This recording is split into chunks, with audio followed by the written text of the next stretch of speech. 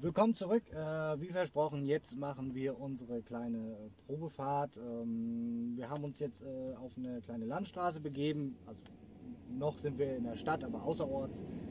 Und da fährt die Bahn, super. Jetzt drehen wir einfach mal eine kleine Runde und ich versuche nochmal zu erklären, was es mit dem Fahrwerk so auf sich hat und wie sich das anfühlt für denjenigen, der das noch nie gespürt hat oder noch nie in den Genuss kam, tatsächlich einen Citroën mit Hydropneumatik zu fahren. Das ist nämlich was ganz Besonderes. So, los geht's. Anschnallen nicht vergessen. Drive. Da kommt noch einer, müssen wir kurz warten. Los geht's. So, wie gesagt, also das Fahrwerk versucht in jedem Fall immer die Waage zu behalten. Sprich beim Anfahren, Bremsen, Nickbewegung realisiert das Fahrwerk und versucht dieses auszugleichen. Also das Fahrzeug soll möglichst immer gerade stehen. Das ist der Sinn dieses hydroaktiven Fahrwerks. Dann haben wir hier die Funktion oder die Taste für die, ich sag mal, Sportfunktion, die kann man dann drücken und dann schaltet er eine Kugel pro Achse weg. Das heißt, wir haben nicht mehr das volle Federvolumen und das Fahrzeug ist dementsprechend ein bisschen straffer, aber das ist nicht so sehr spürbar, sagen wir es mal so. Also man merkt es schon, man kann ein bisschen zackiger durch die Kurven, aber ich fahre meistens auf Komfort, also Taste aus und weiter geht's. Wenn wir jetzt hier ganz normal über diese Straßen fahren, die Straße ist relativ gut, auch wenn das Bild vielleicht ein bisschen wackelig ist. Das liegt aber eher am Stativ. Das ist ein bisschen flatterig. Merkt man halt schon, wie das Fahrzeug diese langen Senken und Ebenen einfach wegschluckt. Und das ist natürlich was ganz Fantastisches. Und das gibt es auch in keinem anderen Fahrzeug mit einer herkömmlichen Federung, auch nicht mit einer Luftfederung, bin ich der Meinung. So, jetzt haben wir kurz eine rote Ampel. Sobald es hier weitergeht, melde ich mich. Also bis gleich. So, zack, da bewegen wir uns wieder. Es kann also weitergehen. Und jetzt haben wir natürlich eine Topstraße, um dieses Fahrwerk auszuprobieren, weil die so viele Wellen und Dellen hat und das schwebt dieses Fahrzeug, also in Anführungsstrichen schwebt dieses Fahrzeug wirklich drüber, schluckt dieses. Und das Besondere ist halt an dieser Hydropneumatik, dass dieses klassische Ausfederverhalten, wie man das von anderen Fahrzeugen kennt, also dieses Nachfedern, fast komplett weg ist. Also er federt aus und sackt dann weich wieder zurück, dass die nachfolgenden Unebenheiten eigentlich gar nicht zu spüren sind. Das macht wirklich diesen tollen Flair aus und macht dieses Fahrwerk unheimlich komfortabel. Jetzt machen wir mal die Bläser an, ne? Thema hatten wir, Scheiben beschlagen bereits, nicht so doll. Zum Motor kann man nur sagen, man hört ihn eigentlich so gut wie gar nicht. Die Automatik schaltet sauber und weich durch. Wenn sie warm ist, im kalten Zustand ist sie ein bisschen ruckelig, ist aber glaube ich normal. Ölwechsel wurde gemacht bei der Automatik, auch wenn von Citroën gesagt wird, es ist eine Lifetime-Füllung. Lifetime bedeutet bei dieser Automatik 160.000 Kilometer.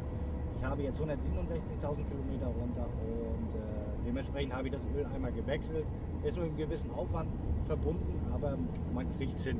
Also, da muss man kein Fachmann für sein, das funktioniert so ganz gut. Und es macht sich bemerkbar. Also die Schaltvorgänge sind deutlich weicher. Ich bin der Meinung, dass sie auch früher weicher sind. Also sie brauchen nicht mehr so lange, bis das Öl warm ist, dies, das, jenes. Das ist schon eine Sache, die lohnt sich in jedem Fall, kann ich jedem nur empfehlen. So, jetzt haben wir eine Rotphase wieder, müssen wir kurz warten, Schranken gehen zu. Wir haben eine Automatik, kann ich jetzt ja erzählen, wir haben ja ein bisschen Zeit, die über mehrere Programme verfügt. Also die merkt sich schon, wie man fährt und stellt sich dann je nachdem darauf ein und schaltet dann früher oder später. Also wenn man die ganze Zeit cruist, dann schaltet sie sehr früh in den nächsthöheren Gang. Folge dessen ist natürlich eine Spritersparnis, die wirklich merkt, also man merkt sie deutlich. Wenn man natürlich wieder ein bisschen mehr aufs Gas steigt und das auf längere Zeit durchzieht, dann merkt auch die Automatik sich das und lässt dementsprechend die Gänge ein bisschen höher drehen. Man kommt da ein bisschen schneller voran, aber der Verbrauch geht dann auch hoch. Also das merkt man auch deutlich. Also so viel zur Automatik. Lenkung ist relativ präzise. Ich finde sie fast schon ein bisschen zu schwergängig. Könnte ein bisschen leichter sein. Der eine oder andere mag das. Ich mag das nicht so sehr, aber ich habe mich daran gewöhnt. Das ist okay. So, das waren Bahnschienen und jetzt geht es weiter. Bremse ist gewöhnungsbedürftig, wenn man sie nicht kennt, weil man keinen richtigen Bremsweg hat vom Pedal her. Also man öffnet und schließt nur ein Ventil. Und wenn man das nicht kennt und man fährt zum ersten Mal mit dem Auto, will bremsen, macht man grundsätzlich eine Vollbremsung. Also da muss man sich dran gewöhnen. Noch schlimmer ist aber die Umstellung wieder auf ein konventionelles Fahrzeug mit einer normalen Bremse. Da muss man halt ewig perren, bis was kommt, und dann kommen sie meist mit Wucht. Was gibt es noch groß zu sagen? Die Übersicht im Fahrzeug ist wirklich super. Also man sieht alles, gerade im Kombi. Meine Freundin sagt immer, das ist wie ein Gewächshaus, weil hier so viel Licht reinkommt. Also die Rundumsicht ist wirklich grandios, da kann man nichts zu sagen, nicht meckern. Wirklich fantastisch. Was gibt es noch? Eigentlich gar nicht so viel. Er fährt halt wie ein normales Auto. Speziell jetzt mit dem Motor, wie gesagt, auch wirklich zügig und relativ gut. Wir werden das gleich mal ausprobieren, wenn wir jetzt die Chance dazu bekommen. Ja, der biegt rechts ab, wir biegen links ab. Und dann beschleunigen wir das Fahrzeug einfach mal ohne Kickdown. Wir lassen ihn einfach nur durchlaufen. So, 80, 100. Und da sind wir schon 120. Ohne Kickdown wirklich nur die Beschleunigung aus dem Keller heraus genießen sozusagen. Also man kann das wirklich genießen, weil der Motor hat schön viel Kraft und dann lässt es sich natürlich niedertourig super raus beschleunigen. Ich benutze Kickdown tatsächlich sehr, sehr selten, es sei denn, ich muss auf der Landstraße mal eben fix vorbei, weil das normale Durchzugsvermögen aus dem Keller heraus vollkommen ausreichend ist. Geräuschpegel weiß ich jetzt nicht, wie der Ton bei der Kamera ist. Ich finde es relativ leise. Das Fahrzeugalter und dafür, dass es ein Franzose ist, die hauen mir mit den Spaltmaße nicht so sehr hin. Also da pfeift es hier und da schon mal. Ich finde es aber völlig okay, völlig legitim. Wir fahren jetzt fast 100 und eigentlich es ist ein leises Auto. Jetzt kommen wir wieder in die 70-Zone. Jetzt wird es gleich ein bisschen holpriger und da wollen wir mal gucken, wie sich das Auto auf schlechten Straßenverhältnissen macht.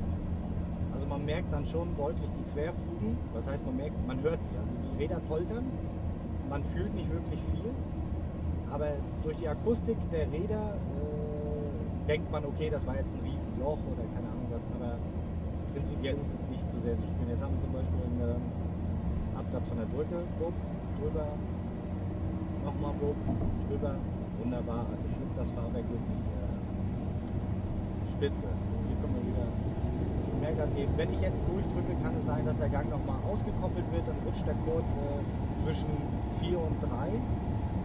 Das macht die Automatik selber, also hat wie eine rutschende Kupplung quasi. Der Gang wird kurz rausgenommen und dann kannst du ein bisschen besser durchbeschleunigen. Das ist okay. Am Anfang habe ich gedacht, okay, die ist kaputt. Ich habe ja gar nichts gemacht, ich habe keinen Kickdown gemacht und trotzdem schaltet sie. So, ab in die Ortschaft. Hier sind jetzt 30 km/h und Straßenschäden. Und dann wollen wir jetzt mal einfach gucken.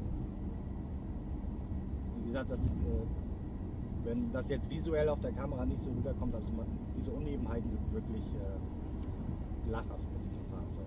Das ist kaum zu spüren.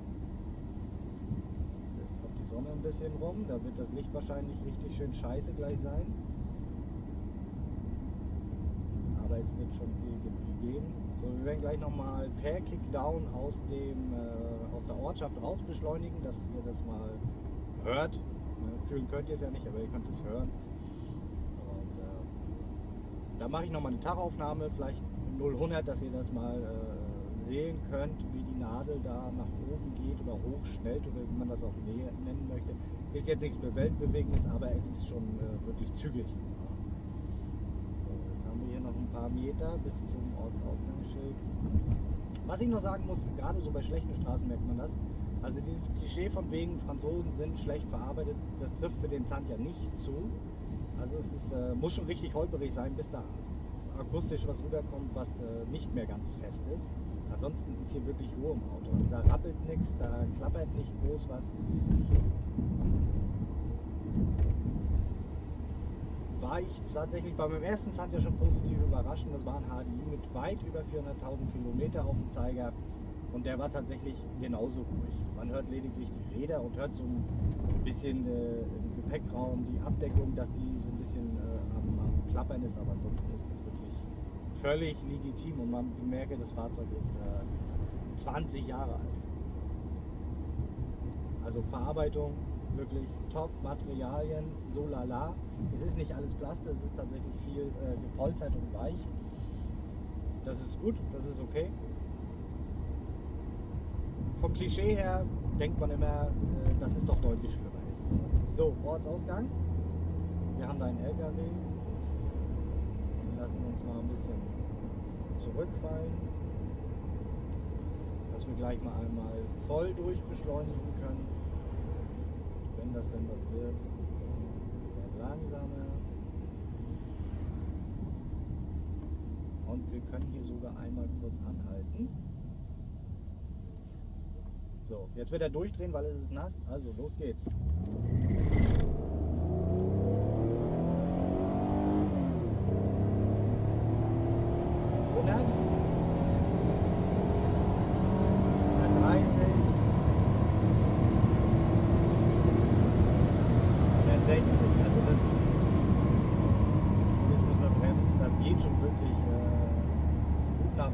Macht richtig Spaß, also ist cool.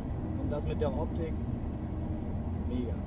So, wie gesagt, jetzt gibt gleich nochmal eine separate Tachoaufnahme und dann sehen wir uns nachher nochmal kurz zu einem Statement oder Fazit und das war es dann auch schon. Und da will ich euch auch gar nicht weiter belästigen. Also, bis dann.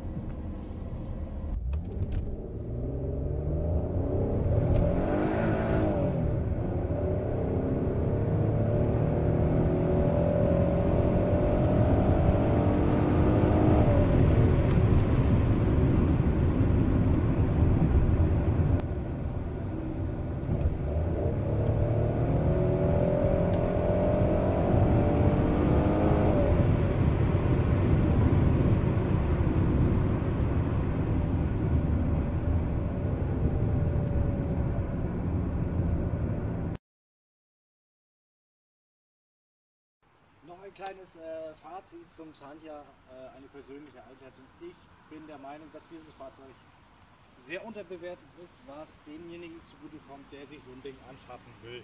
Also die Dinger sind teilweise deutlich unter 1000 Euro zu haben. Da muss man allerdings ein bisschen investieren. In dem Zustand, wie der sich hier befindet, sollte man schon so zwischen 1000 und 2000 Euro in die Hand nehmen.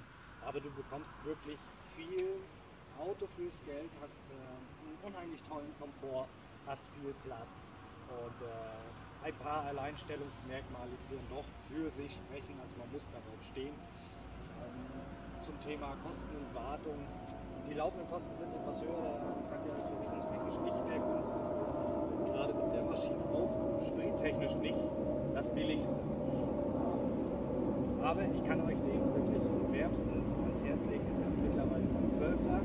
Nicht, weil ich die immer wieder wechsle, dass sie kaputt gehen, sondern weil ich mittlerweile einfach angefangen habe, die Fahrzeuge zu sammeln und wegzustellen. Ich repariere auch alles selber. Ich befasse mich mit der Technik. Und ich habe sie lieb gewonnen. Und ich hoffe, dass ihr vielleicht nochmal in den Genuss kommt, so ein Fahrzeug zu fahren und werdet da vielleicht meine Meinung teilen oder auch nicht. Also Geschmäcker sind ja auch verschieden. Das war es eigentlich zum Thema mein Xantia. Ich hoffe, es hat euch gefallen und ihr konntet ein bisschen was mitnehmen, habt eine leichte Einschätzung. Vielleicht auch ganz gut, dass es mal auf Deutsch war. Es gibt viele Beiträge auf Französisch oder auf Englisch, aber es gibt nicht wirklich viel auf Deutsch und auch nicht wirklich viel Ausführliches. Also wie gesagt, ich hoffe, ihr konntet ein bisschen was mitnehmen. Es hat euch gefallen. Wir wollen demnächst mal ein paar mehr Autos vorstellen aus dieser Generation und so. Passat 3BG und so weiter und so fort. Also alles, was es für einen schmalen Taler gibt und was wirklich gute Autos waren. Deswegen, ich hoffe, ihr bleibt dran und wir sehen uns im nächsten Video. Und,